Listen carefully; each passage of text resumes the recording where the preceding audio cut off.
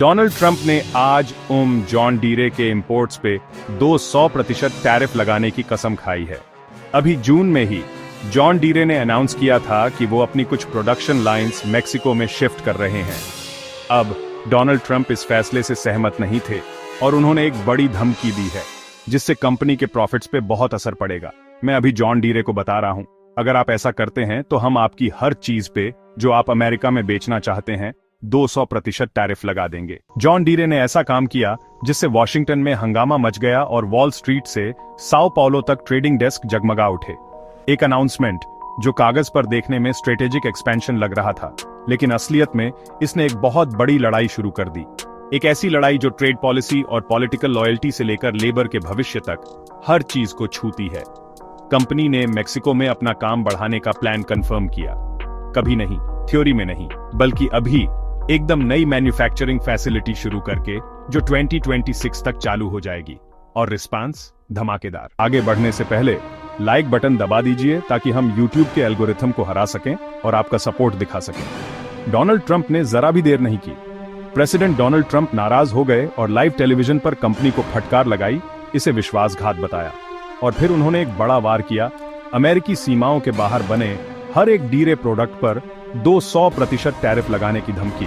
Message साफ था, अगर आप जॉब्स बाहर ले जाते हैं तो हम ये पक्का करेंगे कि आपके प्रोडक्ट्स बिना पॉलिटिकल कीमत चुकाए वापस न आए। मीडिया टूट पड़ा, इन्वेस्टर्स ने अपनी सांसें रोक ली और ग्रामीण अमेरिका किनारे से देखता रहा। वे जिस आदमी को वोट देते हैं और जिस कंपनी पर निर्भर हैं, उनके बीच की जंग में फंस गए। ये सिर्फ एक हेडलाइन नहीं थी, ये एक हिसाब किताब था। डीरे ने यह फैसला हल्के में नहीं लिया था। बंद दरवाजों के पीछे बोर्ड मेंबर्स ने महीनों तक इस पर बहस की थी। उनके पास डेटा था, उनके पास प्रोजेक्शन थे और उनके ऊपर दबाव था, क्योंकि आंकड़े झूठ नहीं बोलते। यूनाइटेड स्टेट्स में उपकरण बनाने की लागत बढ़ गई थी, सप्लाई चेन जाम हो गई थी, लेबर की कमी थी और कॉम्पिटिटर्स तेज, सस्ते और स्मार्ट होते जा रहे थे। जापान में कुबोटा और इंडिया में महिंद्रा जैसी कंपनियों ने पूरे एशिया में कम लागत वाली मैन्युफैक्चरिंग में महारत हासिल कर ली थी। डीरे पिछड़ रहा था और इसका उपाय मेक्सिको, एक ऐसा देश जहां लेबर कॉस्ट 70% कम है, स्किल्ड वर्कफोर्स है और लैटिन अमेरिका के तेजी से बढ़ते एग्रीकल्चरल मार्केट्स तक पहुंचने का रास्ता है। लेकिन यह सिर्फ पैरोल के बारे में नहीं था, यह सर्वाइवल के बारे में था। यूएस पोर्ट्स जाम थे, डोमेस्टिक फ्रेट अनियमित था, कच्चे माल में देरी हो रही थी और हर रुकावट डीरे का समय और पैसा बर्बाद कर रही थी। मेक्सिको में एक फैसिलिटी ने उन्हें फ्लेक्सिबिलिटी, स्पीड और दुनिया की सबसे तेजी से बढ़ती खेती की अर्थव्यवस्थाओं ब्राजील, अर्जेंटीना, कोलंबिया के पास होने का मौका दिया। ऐसे मार्केट्स जहां खेती सिर्फ बढ़ ही नहीं रही बल्कि धमाकेदार तरीके से बढ़ रही है। इसलिए डीरे ने फैसला लिया, $55 मिलियन का निवेश, mid frame skid steer loader और कॉम्पैक्ट ट्रैक लोडर बनाने के लिए एक अत्याधुनिक फैसिलिटी। ऐसी मशीनें जो एग्रीकल्चरल मार्केट के सबसे तेजी से बढ़ते सेगमेंट को पूरा करती हैं।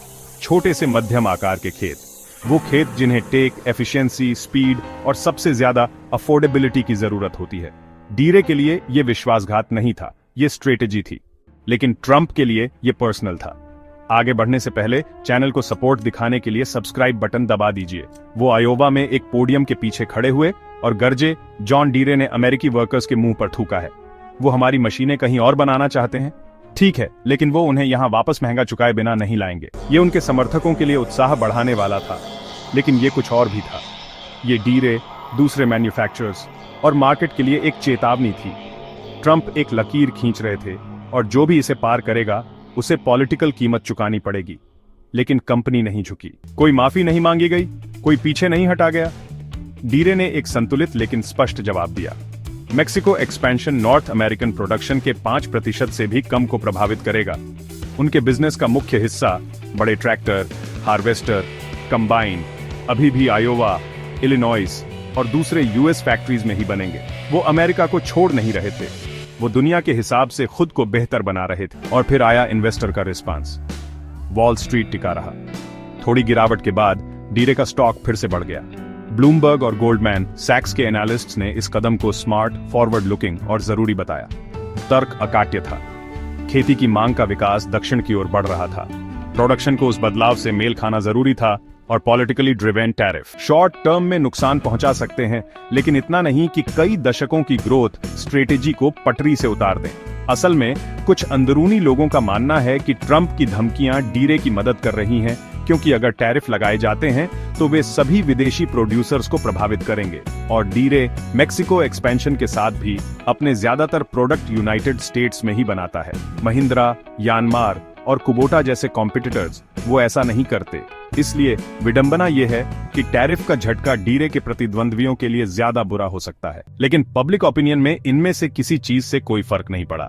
ग्रामीण वोटर्स खासकर स्विंग स्टेट्स में बंटने लगे। फेसबुक ग्रुप्स और टॉक रेडियो कॉलिंस में ये झगड़ा परिवार के झगड़े जैसा लग रहा था। एक तरफ डीरे का बचाव एक जरूरी बिजनेस के तौर पर किया गया जो बदलने की कोशिश कर रहा है, जबकि दूसरी तरफ लॉयल्टी की मांग की गई और इस कदम को अपमान के तौर पर पेश किया गया। कांग्रेस में ट्रंप के सहयोगी इस आवाज में शामिल हो गए। डीप रेड स्टेट्स के सीनेटर्स ने बयान जारी करके डीरे को अपने रास्ते पर फिर से विचार करने की चेतावनी दी। हाउस एग्रीकल्चर कमेटी ने सुनवाई तय की। व्हाइट हाउस ने सरकारी कॉन्ट्रैक्ट्स की जांच करने का विचार रखा ताकि यह सुनिश्चित किया जा सके कि टैक्स पेयर्स का कोई पैसा डीरे इंपोर्ट्स पर न जाए।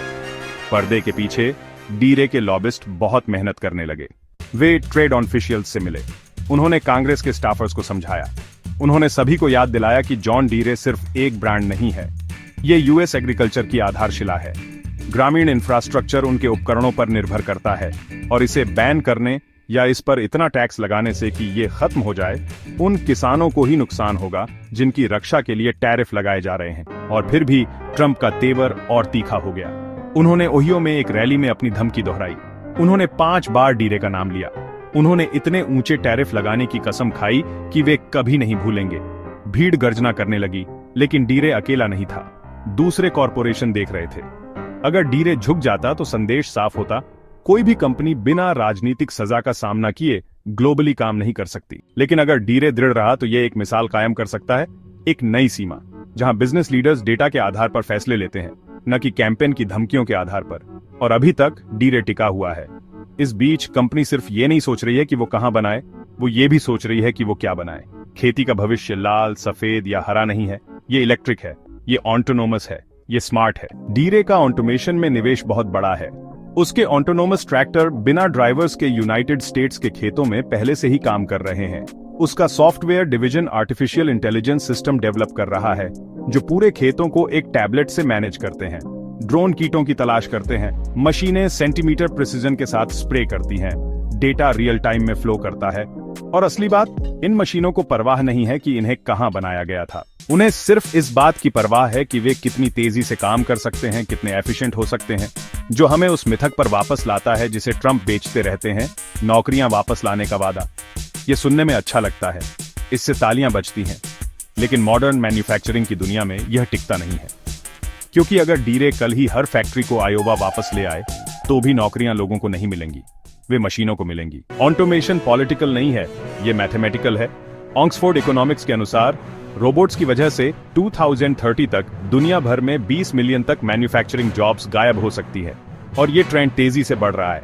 डीरे अमेरिकन लेबर से बच नहीं रहा है, वो एक ऐसे भविष्य का सामना कर रहा है जहां लेबर जैसा कि हम जानते हैं मौजूद नहीं है। इस नजरिए से मेक्सिको का कदम सिर्फ इकोनॉमिक नहीं है, ये एवोल्यूशनरी है। ये एक संकेत है कि जियोग्राफी का युग टेक्नोलॉजी के युग को रास्ता दे रहा है, और यही इस संघर्ष को इतना प्रतीकात्मक बनाता है। एक तरफ एक लोक लुभावन राष्ट्रपति एक ऐसी दुनिया को वापस लाने का वादा कर रहा है जो अब मौजूद नहीं है। दूसरी तरफ एक ग्लोबल कंपनी एक ऐसी दुनिया के लिए तैयारी कर रही है जो पहले ही आ चुकी है। यह पुरानी यादों बनाम इनोवेशन है, भावना बनाम एग्जीक्यूशन। और कहीं बीच में अमेरिकी किसान खड़ा है, ये पता लगाने की कोशिश कर रहा है कि किस पर भरोसा करे। तो आगे क्या होता है, ये आप पर निर्भर करता है। क्या वोटर्स डीरे को एक ऐसा कदम उठाने के लिए सजा देंगे जो उसका मानना है कि उसे जिंदा रखेगा, या क्या वे ट्रंप को उस उपकरण तक पहुंचने का जोखिम उठाने के लिए सजा देंगे जो अमेरिकी खेतों को चालू रखता है? अपने विचार कमेंट्स में लिखें, क्योंकि यह लड़ाई सिर्फ टैरिफ के बारे में नहीं है, ये भविष्य के बारे में है। अगर आपको ये ब्रेकडाउन मददगार लगा तो इसे थम्स अप दें, और इस तरह के और डीप डाइव्स के लिए सब्सक्राइब करें। शार्प रहें, जिज्ञासु रहें, और याद रखें, मशीनें आ रही हैं लेकिन पॉलिटिक्स वो पहले से ही यहाँ है।